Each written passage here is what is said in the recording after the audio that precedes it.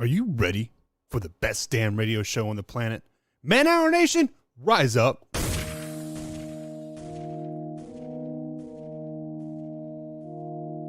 You know on the beat every time, no. I would like to personally welcome you to Man Hour After Dark. Say that while I bring you the host, Mike, Buck, and Cone. You know who coming to the stage. Sports talk than what you about to hear right here. I second that. Go.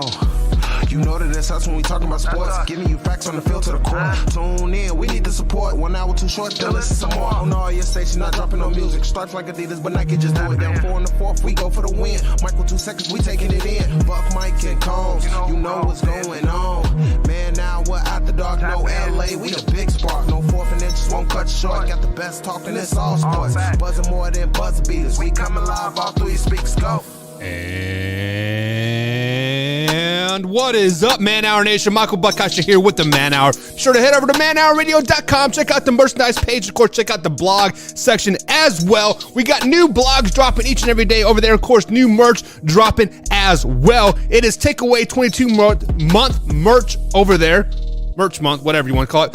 Anyways, Takeaway 22 merch. All proceeds go to the Kalaha Project, which is a suicide prevention awareness for military personnel, because 22 soldiers commit suicide each and every day, and that is 22 too many in our eyes, and we are very military pro here at Man Hour. So all proceeds from the Takeaway 22 merch does go to the Kalaha Project. Link is in the description if you guys are interested of picking up some merchandise. But it is Friday edition here on Man Hour, and we have been prepping for championship weekend all weekend long, and it is finally time to pick our games. It is finally time for me to tell you how each team is going to win, or each team can win, and ultimately who is going to go to the Super Bowl. We see my man Arthur Brown jumping in the chat right off the bat. He says, what is up, Buck? What is up, Arthur Brown? I hope you're having a grand old night, my man. I am much appreciated that you are joining us tonight right here at Man Hour at youtube.com or facebook.com, whatever you are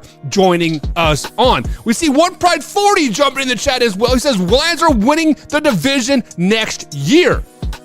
One Pride 40, you are not wrong, my man. You are spot on right there. The Detroit Lions are going to go to the playoffs next year and win the NFC North if Aaron Rodgers is not in Green Bay next season. We see my man Alpha Rob jumping in the chat as well. What is up, Alpha Rob? What is up? What is up? What is up? Bill Mafia's hashtag, guys. Give me a hashtag Fire Fraser in the chat for my man Alpha Rob. He hates his man Lately Frazier. Get him out of here. 13 seconds, baby. And James O'Neill jumping in the chat says, I am sorry, Lions. Meaning, I'm not for sure what you mean. James, are you a Vikings fan? Are you a Packers fan? James, what kind of fan are you? Like, not kind of fan are you? Who is your team, James? That is what I'm asking. Because he says, I'm sorry, Lions. Hey, the Lions are a damn good team, and they have a lot of things cooking and a lot of things popping over there on their grand old thing. James is a KC fan. Let's go, baby. I got my KC flag right there. Chiefs Kingdom. Yes, sir. Super Bowl bound, or are they? We will talk about that tonight, of how each team can win. But, guys, we are going to start with the NFC side of things. Obviously, on the NFC side of things, we do have the San Francisco 49ers traveling to the Philadelphia Eagles to take on the Eagles. And this is a very anticipated 1-2 matchup, a matchup that we've all been kind of dreaming about all season long. And One Pride 40, I do see your chat there. And we will talk about that as soon as I finish my thought here, okay? But with that being said, guys, I want to answer these questions. How can the Philadelphia Eagles beat the San Francisco 49ers on Sunday? Many people are saying, oh, they just got to show up, yada, yada, yada. No, we are going to dive deeper than that. We are going to go into the numbers. I have spent hours piling information, and this is how I think 3 ways that the Eagles can beat the San Francisco 49ers. Number 1. Obviously, Brock Purdy is a man on a mission right now. When he is 7-0, he is doing great things, right? However, there are some weakness, there are some flaws in Brock Purdy's game right here. I got an opportunity to watch him at Iowa State for many, many years. Being a Kansas State fan, I got my K-State alum gear right there. And basically, guys, Brock Purdy has a problem rolling to the left. When Brock Purdy gets pressure, he wants to instinctively roll to the right because he's a right-handed quarterback, whatever, right? He wants to get it out. Make him roll to the left. Last week versus the Dallas Cowboys, when Brock Purdy was forced to roll left 5 times, he had 4 incompletions. The one completed pass was a circuit catch to George Kittle down the middle of the field. So far this season, when Brock Purdy has been forced to roll left, he is 7 for 22 with a total QBR of 63. 63 for just 122 yards.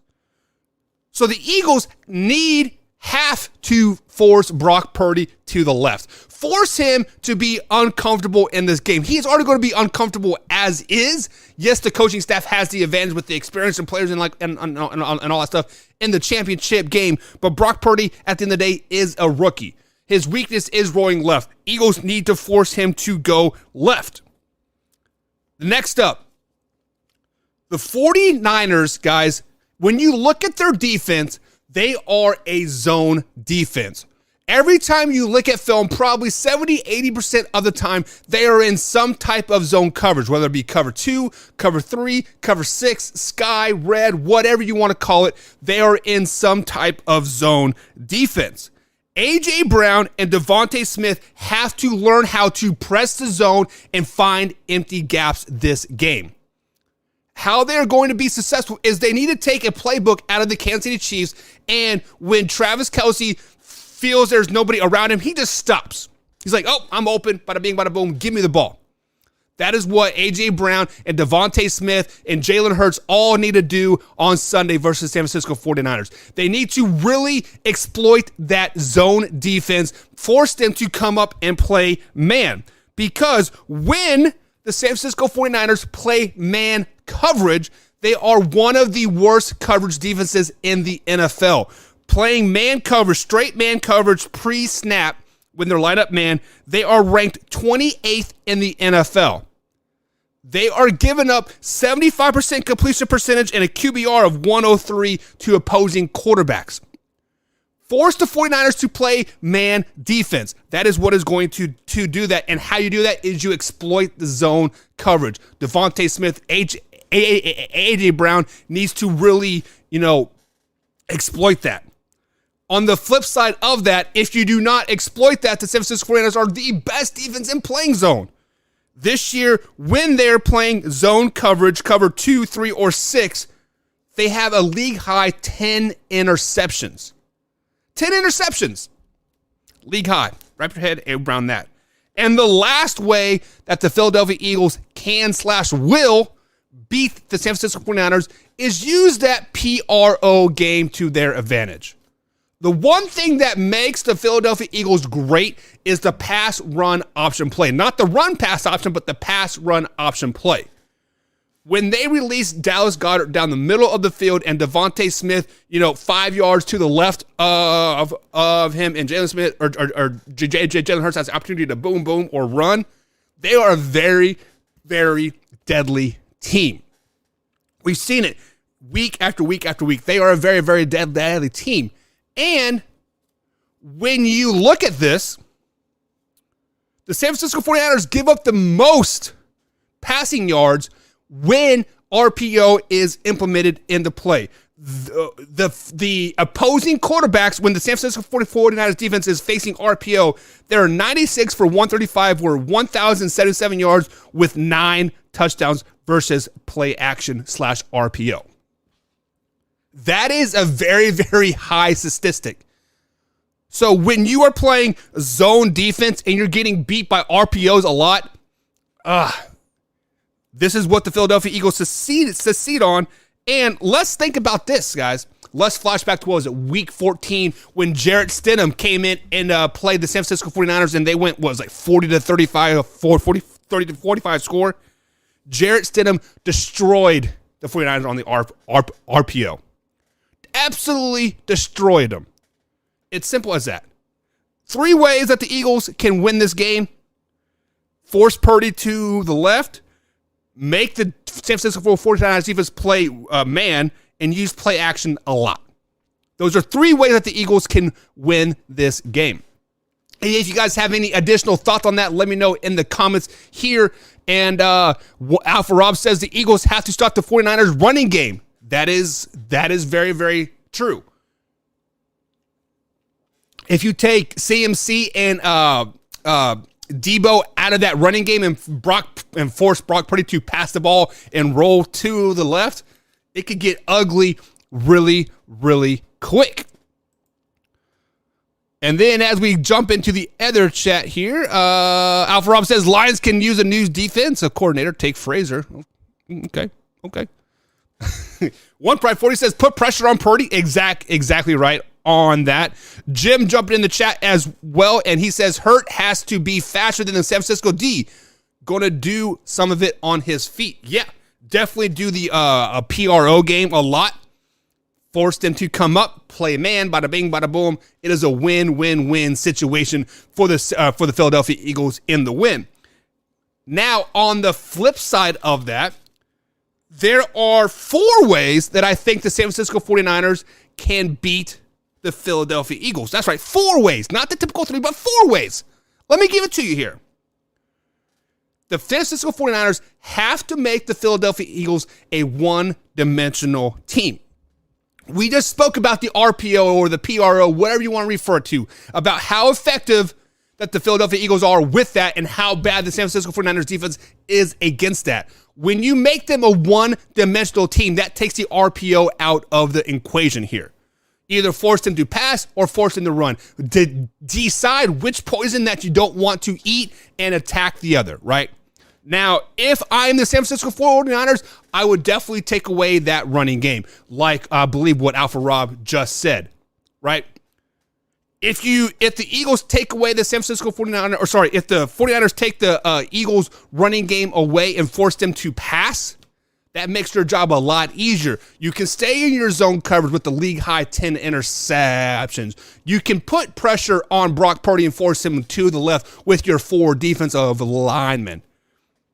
The 49ers have to make the Philadelphia Eagles a one-dimensional team to have success this weekend. Number 2, guys, if you have watched any San Francisco 49ers games whatsoever, they motion the crap out of pre-snap. At one point, they are probably moving 3 to 4 guys every pre-snap, right?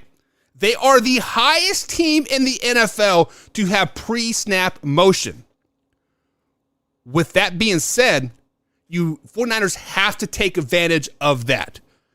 When you motion people from one side to the other, you are trying to create weaknesses in the defense. You are trying to get a linebacker on Debo. You are trying to get a cornerback on CMC, right? You are trying to make those matchups that are favorable in your position. And if they do that, they have to exploit it. Once you see a linebacker on Debo Samuel out in the slot or even out in the Y position, right, get him the damn ball right then and there.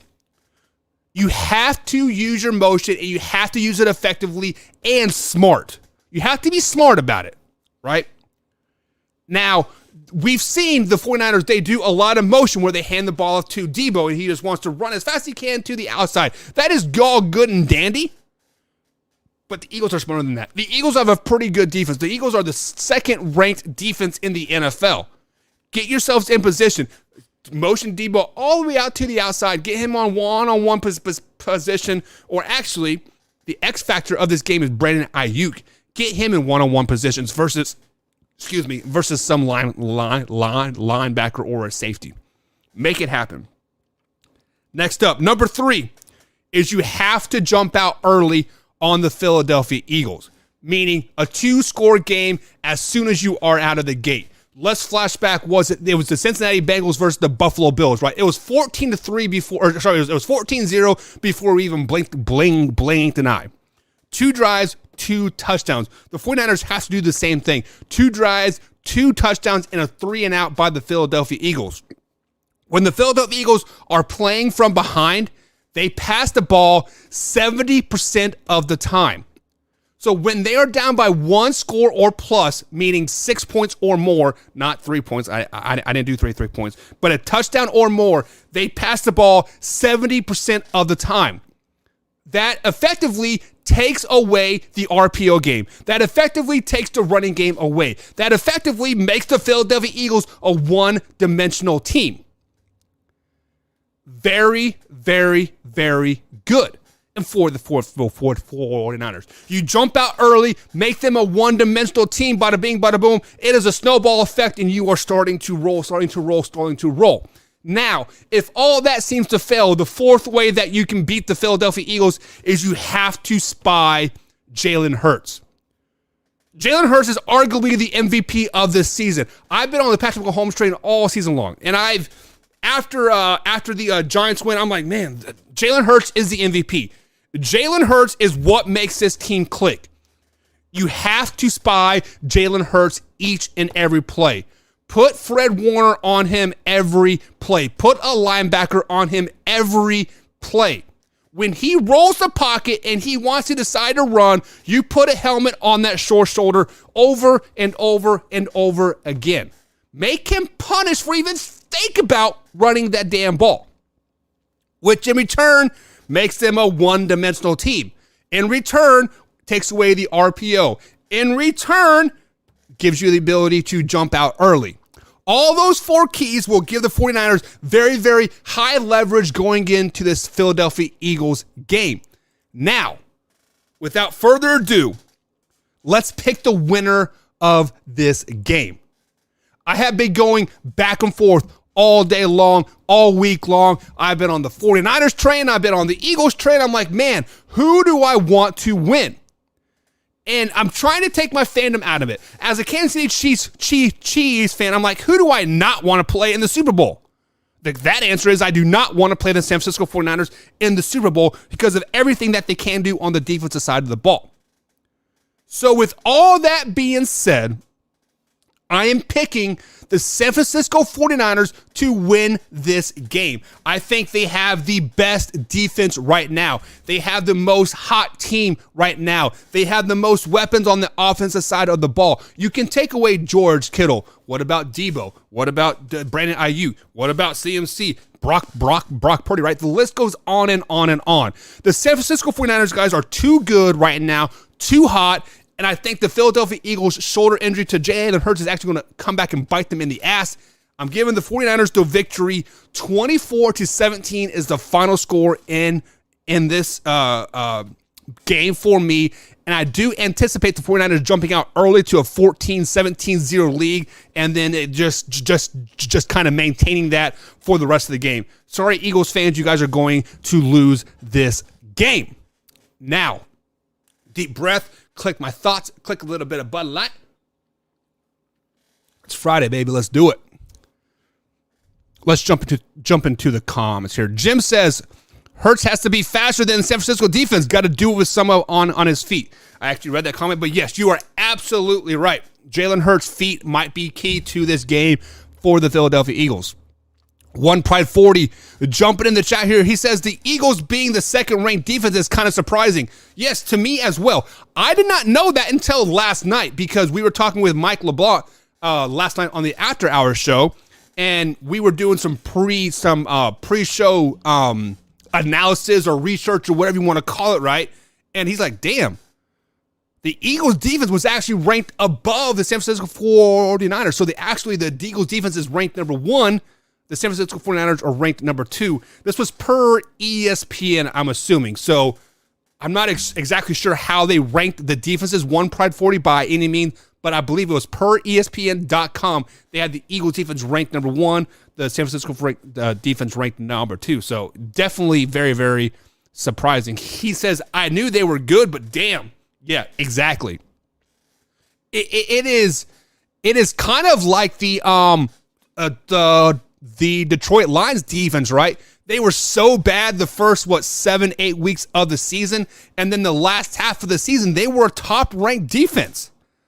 If I remember correctly, if you just take out like the last 7 weeks of the NFL season, the Detroit Lions were like ranked 7th or something, just like that. So, yeah, I mean, there are a lot of surprises this season on the defensive side of the ball. Jim jumping in the chat here says the 49ers only rushed for 2,400 yards this season. Get after Purdy. Eagles fly, Eagles fly. So with that being said, though, Jim, you also have to take in perspective that the 49ers were really not a great team until CMC came along, right? They definitely started to exploit CMC, what was it, like week 12, week 13 when he came over, right? So really, the San Francisco 49ers really weren't a dominant team until CMC came, until Jimmy Garoppolo got hurt, Debo came back, and then Brandon Ayuk started to, be the first round draft pick that he is. He's a second round draft pick, right? I can't remember. But yeah, yes, they only rushed for 2,400 yards this season because let's just be honest, guys. The 49ers were not a very good team the first 6-7 weeks of the season. They weren't. Alpha Rob says the Eagles have the best pass rush in the league. You are absolutely right, Alpha Rob. They actually have 77 sacks this season, if my memory serves me right. This is the most sacks in the NFL. So yes, the Eagles have the most dominant pass rush in the league. 77 sacks, doing great things on that side of the ball. And it is, as a Cowboys enthusiast, right? I'm a Cowboys fan. It hurts me to say that, right? One Pride 40 says he's going with the Niners. What about the rest of you guys? Who are you picking in this game? San Francisco 49ers versus the Philadelphia Eagles. Who do you got? We have 2 for the 49ers already, myself and one Pride 40. What about the rest of you guys? Who are you picking in this game? Let me know. I got a little froggy in my throat. Ribbit. Anyways, guys, while I got you guys riled up here and ready to go, Man Hour will be making a little bit of shift in time starting Monday. That's right, the After Hours show right here that you are listening to us right here on Facebook.com/Man Hour and, of course, YouTube.com/Man Hour. We are moving to the 10 o'clock hour. That's 10 o'clock East Coast time. So 3 hours moving back. Sorry, guys. Life is, it is what it is at times. But to make up for me for being so late at 10 p.m. East Coast time moving forward, we are going to give you a morning show as well. Myself and Mike LeBlanc will be at 11 a.m.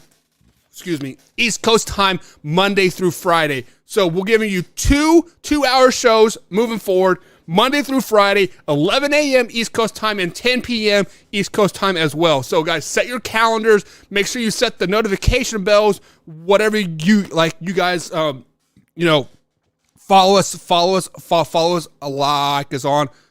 Definitely. I know it's kind of last minute here, but guys, give us some love, and hopefully I can get you guys at the 10 o'clock hour moving forward. Jim Powell says he's from PA, so he's biased, so he must be picking the Eagles on this one. Alpha Rob is picking the 49ers. Excuse me. Arthur Brown, Eagles for the win. We got Drew popping in the chat as well. What is up, Drew? Glad to see you tonight, man. I started a little early because I want to get some dinner. I'm starving. One Pride 40 says, so you impressed with Dan Campbell? I am very impressed with Dan Campbell. One Pride 40, every time you're in here, you want to steer the conversation to the Detroit Lions. And I admire that about you. That's what I likes about you, One Pride 40. Dan Campbell had a crazy good season. I fell in love with Dan Campbell after watching freaking Hard Knocks, right? I loved the 4 episodes that he was on. That very first episode is like the opening montage when they're in the meeting room, and like he wanted me to run through a brick wall for him, and I haven't strapped on pads in 7 years. I was like, man, sign me up, baby.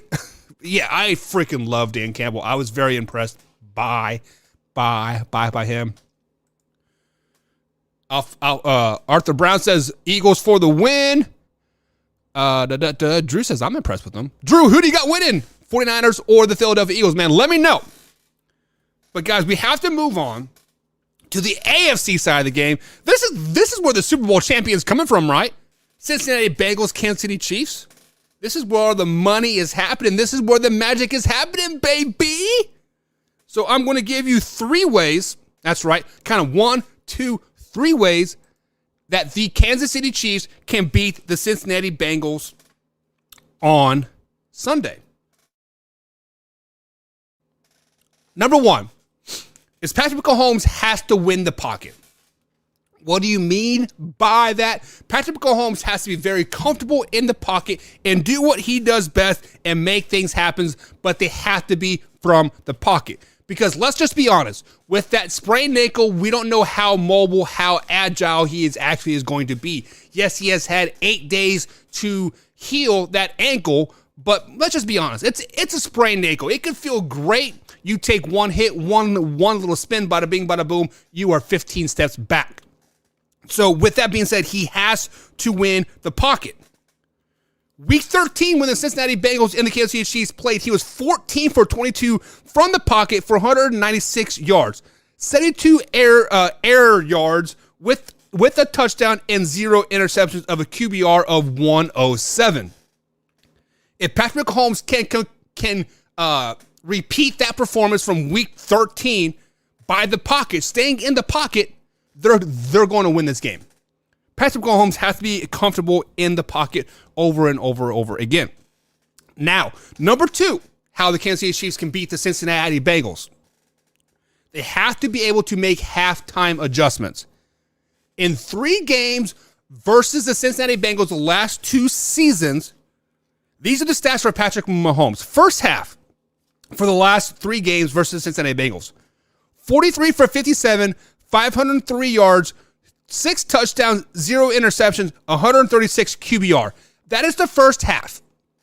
The second half, 25 for 44, 253 yards passing, 0 touchdowns, 2 interceptions, and a QBR of 54.5. So right now, during these games, the Cincinnati Bengals are being the Bengals are out-coaching the Kansas City Chiefs.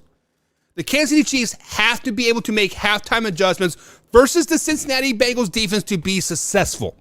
That means Steve Spagnuolo, Andy Reid, Eric Bieniemy. Guys, earn your money, earn your keep. Eric Bieniemy, show me why you are a head coaching candidate year after year after year. Make halftime adjustments. When you are putting up nearly half of the yardage through the air in the second half versus the first half, 0 touchdowns, and double your interception and half the QBR, that just means that you are not making halftime adjustments and you're being out-coached. Kansas City Chiefs coaching staff has to show up this weekend to beat the Cincinnati Bengals. Now, the final way that the Kansas City Chiefs can and will beat the Cincinnati Bengals this weekend, Sunday night,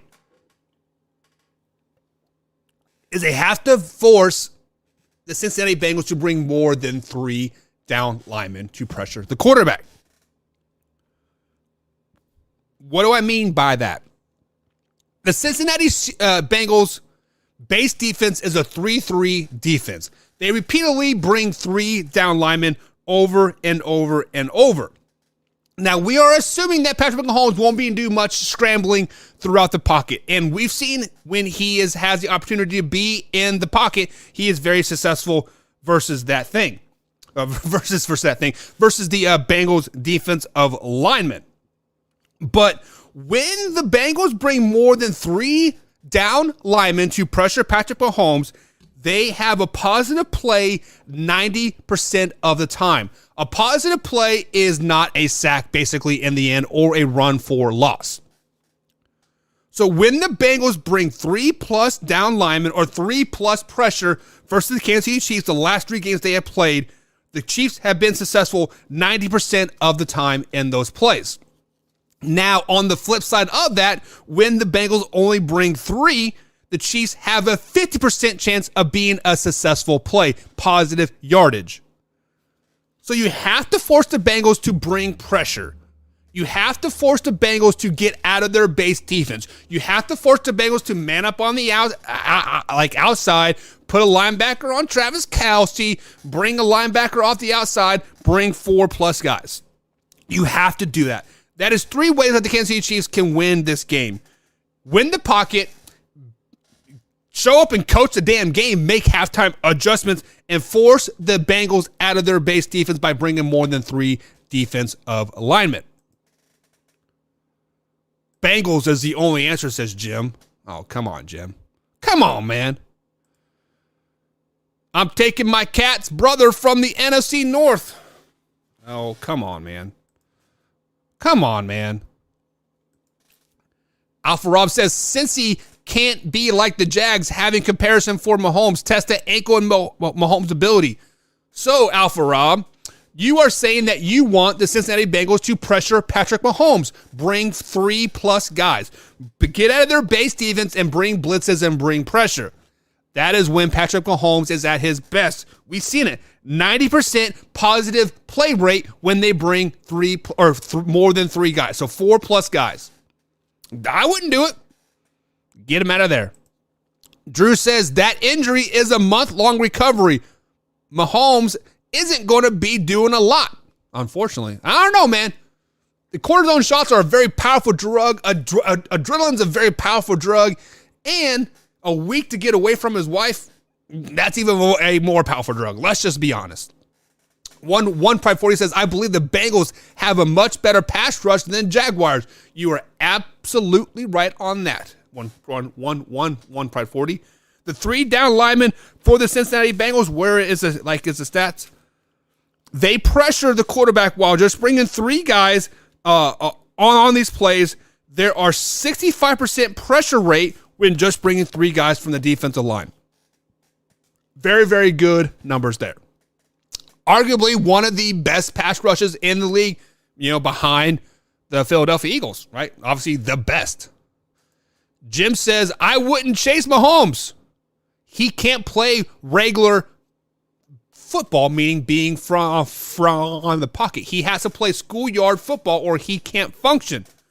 Jim, I would agree with you, but the stats say different. From the pocket, straight drop back passes from the pocket. Week 13 versus Cincinnati Bengals, 14 for 22, 196 yards, a touchdown, no interception to QBR 107. Mahomes is evolving as a quarterback week after week after week. Now, if this game was 3 years ago, absolutely right. Patrick Mahomes was all about making that big play, roll in the pocket, extending the play. He was like almost scared to be in the pocket almost. Now, give it to him, right? Give it to him. Alpha Rob says the Bengals just continue to cover Kelce and Mahomes' first option. So, Alpha Rob, what makes Kansas City Chiefs so dangerous right now is that, yes, Travis Kelce is the number 1 option. But all those other receivers have been flying under the radar ever since then. Tooney was 1 week in when the Cincinnati Bengals against Chiefs played the first time. Toney is starting to come up and be the player that we all thought he could be. Juju is there, right? Well, Cole Hardman is expected to be back as well. I haven't seen the injury report for sure, but he could be back. But Cole Hardman, very, very dangerous. Let's not forget about the backup tight ends. The Kansas City Chiefs are the 5th ranked team of running plays with 2 or more tight ends, behind the Dallas Cowboys, Tampa Bay Buccaneers, the Philadelphia Eagles, and the Carolina Panthers, which is weird. So you can take away the tight end, but there are 2 more tight ends coming. There are 3 more receivers coming, right? This is what makes Kansas City Chiefs so dangerous without Tyreek Hill. I don't want to hear about all this Tyreek Hill crap, right? They are with Tyreek Hill, the Kansas City Chiefs were kind of a one-dimensional team. Get Tyreek ball the most as you can. Now, if Kelsey doesn't eat and Juju eats, everybody's happy. If Juju doesn't eat and Kelsey doesn't eat and Tooney eats, everybody's happy. If McKinnon eats, everybody's happy, right? This is the best, well-rounded Kansas City Chiefs team that we've had in a very, very long, long time. One Pride 40 says, is Eric Bieniemy ever getting a job? Glad you brought that up, One Pride 40, because we actually just talked about that last night about Dan Quinn and Eric Bieniemy. And I compared it to basically, I have a job now. I love my job. I'm very successful, and I'm going to get a yearly bonus every year because we do so well. Why would I want to go to a company that is unproven, that I have to work twice as hard to get remotely where I'm at now? And I might be fired after 2 years because the standards of the CEO is not where they want to be. Eric Bieniemy is very, very comfortable in Kansas City right now. Dan Quinn is very, very comfortable in Dallas right now. Why do I want to leave a team that has won 7 straight AFC Championships games? I have been in the playoffs for 7 straight years. I have been to 5 straight AFC Championship games. Why would I want to go to the Colts and have to rebuild that and face a team that I built year in and year out? Why do I want to go to the Houston Texans where we don't even know if the owner is coming or going, right? Why would I want to go to the Carolina Panthers where they don't know what's going on either? It's just, if I'm Eric Bieniemy, I have to have a perfect opportunity.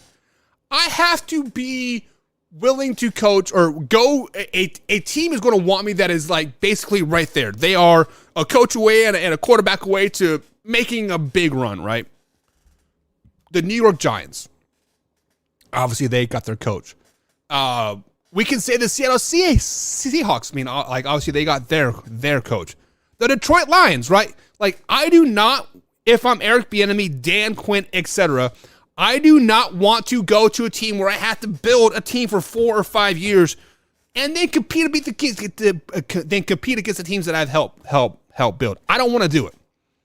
I think that's why Eric Bieniemy will never have a head coaching job until Andy Reid leads, and then he is the coaching and waiting for the Kansas City Chiefs. I think he will be the next head coach for the Kansas City Chiefs. Andy Reid's 70 plus years old, probably on his last few legs here, right? Let's just be honest. Jim Powell says Andy Reid won't allow other coaches to call his plays. That is false. Eric Bieniemy calls the plays for the Kansas City Chiefs. Andy Reid just has a input, right? Just has an input. Burrowhead. Isn't that what Chris Jones called him? Burrowhead or something like that? I don't know. Talking about the Bengals. Wait, what do you mean you're talking about the Bengals? Alpha Rob says, make a Holmes run on that ankle. That's when he's dangerous, baby. Don't make him test that ankle like, yeah, this thing's about 80%. Brand new ball game. I'm taking Hickerson over Josh Allen. You guys must be having a side conversation. I don't know what's going on. One Pride 40 says the Bengals defense is kind of underrated. Huh. I don't have the stats on their defense by whatsoever, but I mean, I guess you can say they're underrated. They did hold the Buffalo Bills what was it, Alpha Rob? 13 points? 13 seconds? No, I'm kidding. But yeah, I mean, I could see that. I could see they're kind of a underrated defense. Drew says, you're forgetting one thing, Buck. The Bengals have beat the Kansas City Chiefs 3 straight times, and that was when Mahomes was healthy. Drew, you are 157.2% correct.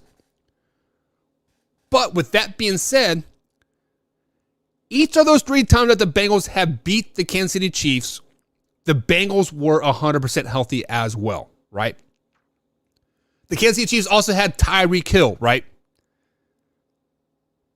With that being said, Drew, the Kansas City Chiefs are a better team right now. Meaning, with Tyreek Hill, the last 3 games, they were a very 1A, 2A type of team, right? Either get the ball to Tyreek Hill or Travis Kelce, or we're screwed, right? The Kansas City Chiefs are a very, very good team. The Bengals right now are kind of like a wounded duck, Drew. They have a very battered and bruised offensive line. This will be their second game together with all the backups and everything yet. It's just very, very emotional to think that you as a Kansas City Chiefs fan think the Bengals are going to win this game, Drew. Come on, man. Do I need to use the bathroom? Hell no, man. I can do this all night, baby. But Drew, you as a Kansas City Chiefs fan, thinking that the Bengals have a chance versus Kansas City Chiefs at Arrowhead Stadium for the 4th year in a row. Drew, come on, man. Come on, man. Now, I've given you guys ways Kansas City Chiefs can beat the Bengals. Now, how about this? Ways the Bengals can beat the Kansas City Chiefs. Number 1 is the Bengals have to force the Kansas City Chiefs to bracket Ja'Marr Chase. Let's look at Ja'Marr Chase from the 2021 season when he went absolutely off versus the Kansas City Chiefs. 11 catches, 266 yards. Single coverage for Ja'Marr Chase is a death sentence for the Kansas City Chiefs. So how do you force the Kansas City Chiefs to bracket them? Is to get the Ja'Marr Chase the ball early. Get him on a couple screens, on a hitch and go, some slants, whatever. Get him the ball early and often. He has to touch the ball at least 5 times in the first 2 drives. Force the Kansas City Chiefs to bracket him. Once that safety moves over, once Justin Reed moves over, hello Tyler Boyd, hello T. Higgins, hello Joe Mixon, hello rolling of the pocket by Joe Burrow. That is a death sentence for the Kansas City Chiefs. Once they realize that they have to bracket him, it is a new ball game. Number 2 is win with the defense up front. When the front 3 rushes the passer, they have a pressure rate of 70%. When just a 3 down lineman pressure the opposing quarterback, a pressure rate of 70%. If they can do that repeatedly, dropping 7, 8 guys in coverage, it makes it very, very tough for any quarterback, especially Patrick Mahomes. He gets kind of antsy. He wants to roll the pocket. When the first 2 options aren't on there, he wants to roll the pocket and extend the play. Well, guess what? He has a bum ankle. He's not going to be able to do that very effectively. Win the defensive line. Number 3 is you don't want to keep the Kansas City Chiefs in third and long. You want to keep them on 3rd and short. So basically, let the Kansas City Chiefs be successful on 2nd down. Get them into a 3rd and short situation. But Buck, you're like, that's kind of an oxymoron. Why would you do that? Let me tell you why. I'm glad you asked there, guys. The Kansas City Chiefs have a 3rd down completion or a 3rd down success rate of 70% on 3rd and long. 3rd and long is 3rd and 7 and plus. Now, when they are 3rd and short, under 4 yards, their 3rd down conversion rate, 55%. So you don't want to keep the Kansas City Chiefs in 3rd and long situations. You want to keep them in 3rd and short situations. Let them be successful on 1st down. Let them be successful on 2nd down. Obviously, don't 15, 16 yards down the field, right? Keep them in 3rd and short. Is that stupid? Absolutely, but I'm a defensive-minded motherfucker, and I know what I'm talking about. I'm totally kidding. But yeah, keep them. When I saw this stat, I was kind of baffled by the Kansas City Chiefs. They are 70% completion, or 30. 70% conversion rate of 3rd and long and 55% of 3rd and short. Like, well, that, wrap your head around that, guys. That is crazy. Alpha Rob says, don't you have to use the bathroom yet, Buck? I'm getting pretty close. I'm getting pretty hungry too. Says I'm drinking beer and Mountain Dew. I'm actually drinking Captain and Mountain Dew with Bud Light. So I'm gonna have a massive hangover in the morning. I'm not even going to lie. Not even going to lie. 1.40 says break it Chase. Burrow is going to T. Higgins. Exactly. Once you bracket Jamar Chase, T. Higgins opens up. Tyler Boyd opens up, and Alpha Rob is exactly right. Don't forget about Hurts as well. That is kind of like the unsung hero for the Cincinnati Bengals moving forward. Is their tight end and Hurts as well. 1.40 jumps in and says Bengals have safeties corners, not so much. I'm not following that start. Are you saying that their safeties and corners are not very good? 1.40. Drew says, I'm rooting for the Chiefs 1,000%, but I'm a realist in this. Well, be a realist and pick the Chiefs, my man. Drew says, if they double team Chase, that will open up Higgins. Right on. And 1.40 says, that's what I said. And that I said, that's what she said. A DP. If you DP Jamar Chase, that SP T. Higgins. Ooh. Anyways, picking the game. Kansas City Chiefs versus the Cincinnati Bengals. Obviously, the Bengals have had the Chiefs numbered the last 3 matchups.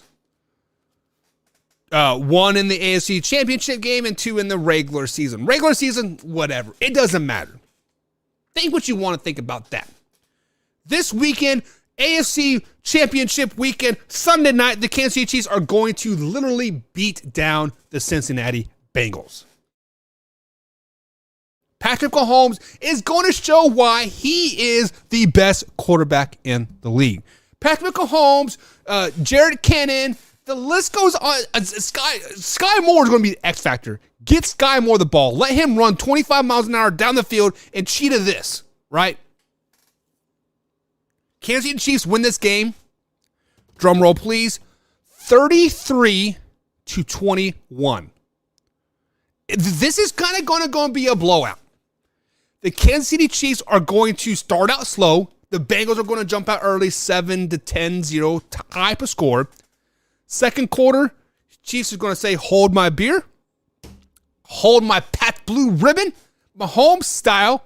Bada bing, bada boom. 28-point second quarter. And it is just a snowball effect, and the Bengals forget to show up in the second half, baby. Halftime adjustments are going to be made by the Kansas City Chiefs. They're going to come back. They're going to be very, very effective. They're going to run the ball. They're going to run the ball a lot. Isaiah Paseo is going to get 150 yards this game. Rolo Jones is going to have another 25, 30 yards on top of that. The Kansas City Chiefs are going to have a 250-yard rushing attack game on Sunday. Keep the Bengals offense off the field, and they're going to win this game. They're going to win this game. 33-21. Mark it down. Beer is not getting to me, my man. It is not. I've only had 3. Let me know, guys, who is going to win? The Chiefs or the Bengals? This is a Super Bowl pick. I think the winner of this game is going to win the Super Bowl. Kansas City Chiefs are going to win another Super Bowl, baby. Mark it down. Where's the Super Bowl hat? Got a Super Bowl hat in there. Alpha Rob, you know nothing about that. 1.40, you know nothing about that. My man Jim knows something about that, right? No, Jim's not a Chiefs fan. Who was the Chiefs fan? Jim, were you the Chiefs fan, or is there somebody else? I can't remember. Arthur Brown, you know nothing about that. Super Bowl baby. Alpha Rob says Bengals. Come on, man. Chiefs, as long as it's not the Bills. There you go, Arthur. Yeah, he says Chiefs, baby. F those Bills. F those Bills, he says. Hashtag Fire Fraser. But But guys, that's going to be it for tonight. Thank you for tuning in. Monday, 10 p.m. East Coast time, right here on said platform, facebook.com/manhoursports, and of course, youtube.com/manhour as well. Guys, and next week we'll be going live on TikTok and IG. If you guys are on any of those, feel free to do it. But YouTube and Facebook is where it's all at. I'm just doing that because they want me to. The man wants me to be all exclusive and stuff. I don't know. We'll see you guys Monday. Have a great weekend. Enjoy championship weekend. Jump on facebook.com/manhour. Talk that shit with me, man. I will be tweeting or Facebook posting all weekend long, talking that smack. So bring it on. We live, we raw, we uncut. Man Hour Nation, rise up.